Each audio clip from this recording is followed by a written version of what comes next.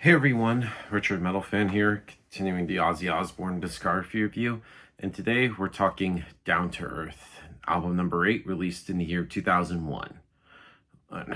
Now, let's go back to 1995. So it was around the time where they had Osmosis, and then flash forward. I don't know what the reason was between like the 6 year gap between Osmosis, which came out in 1995, to Down to Earth, which came out in 2001. But I know during that time the original Black Sabbath lineup, being of course Ozzy Osbourne, Tony Iommi, Geezer Butler, Bill Ward, reunited sporadically, and it was around the time where Ozzy Osbourne created his own festival, Ozfest, which debuted in 1996. And mostly around the time had like some bands like Slayer, or and it was around the time where that whole period in like the 90s, where in the early 2000s they had the whole new metal movement with bands like Slipknot, which when they were first starting out, now they're fucking popular, and also had like Disturbed, Godsmack, Linkin Park, System of a Down, and shit like that. And on Down to Earth, they have a new rhythm section. Like Geezer Butler was on Osmosis, but I think he's just now and just wanted to just be in just Black Sabbath. And so on this album, they got Robert Trujillo on bass, who would, of course, people will know, he would later go on to be in Metallica in a couple years. And of course, Mike Bordin from Faith No More is playing drums. And it's kind of funny because I remember hearing, because around the time with Metallica they had Jason Newsted, and with Ozzy, Robert Trujillo was playing with them, and they would end up switching bases. So I thought this was funny. But with Down to Earth, I think this is another underlooked album, kind of similar to Osmosis. It's where there's really great songs, but I will say it's better than Osmosis. Like, there's not that much ballads. It's pretty much just typical Ozzy, just like rocking and rolling and all that good shit.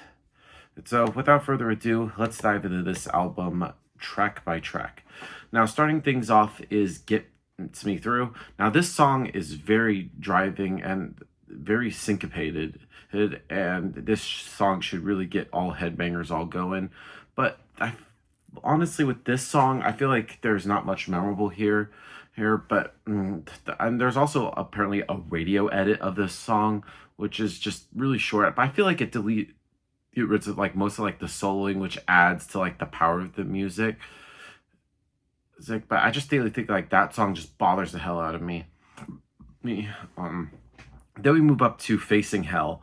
Now, this song is up there with like Suicide Solution or even Perry Mason for sort of the best guitar work on an Ozzy solo album. Next song on the album is called Dreamer.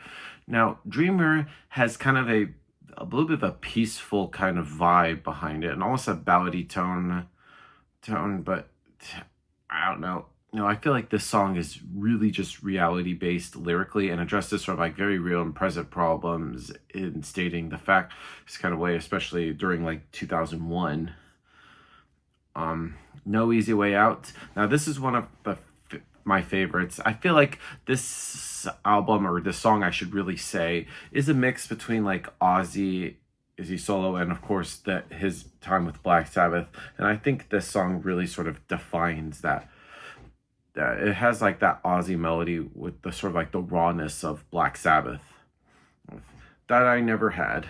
Now, this strolls in a wave of feedback before kicking acid with everything. It's just really just a booster sort of a song, if I could describe it. It's hard to really. And then we get to Part 1. Now, this is actually kind of like a little interlude. Some people would complain it wouldn't fit. I mean, it's okay. It starts out something with like a heartfelt confession, only to end with a deranged and eerie note, which then leads right into Junkie, which of course lyrically it talks about like addiction and drugs and stuff. And of course, Ozzy had been through it all. And this song is just kind of similar to No Easy Way Out, just very raw, sounding like Black Sabbath, but it's really well composed. One of the best composed songs on this album. Running Out of Time has some really great lyrics that stir the mind and speak from the soul. It's just simply put, and there's like really great riffs in here, classic melodies, and great vocal hooks that present the album in just packs a punch to it. And then we get to Black Illusion. Now, this is a great song, and it's a really heavy song that'll blow your speakers and mind. It's some really good shit right here.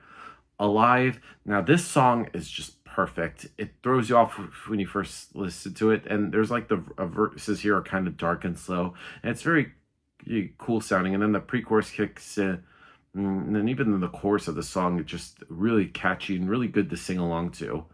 And then we close things out with Can You Hear Them? Now, well, if this isn't anybody's favorite song, then I don't know what is. It's not so typical Ozzy ending. It's like, in my opinion, the greatest song on the CD. Now, I'm maybe some people think I'm biased in saying like, oh, it's Ozzy. I just don't know. No, but I feel like this is a good way to end the album. Now, overall, Down to Earth by Ozzy Osbourne, another underlooked album in his discography, kind of similar to Osmosis. So I'm going to give this album a score. I'm going to give this a 7 out of 10. And it's pretty good, but I feel like it could have done a little bit better, in my opinion. So that's my review of the album, guys. Let me know in the comments what you guys think about it, and I'll see you all in the next video. And as always, keep it metal.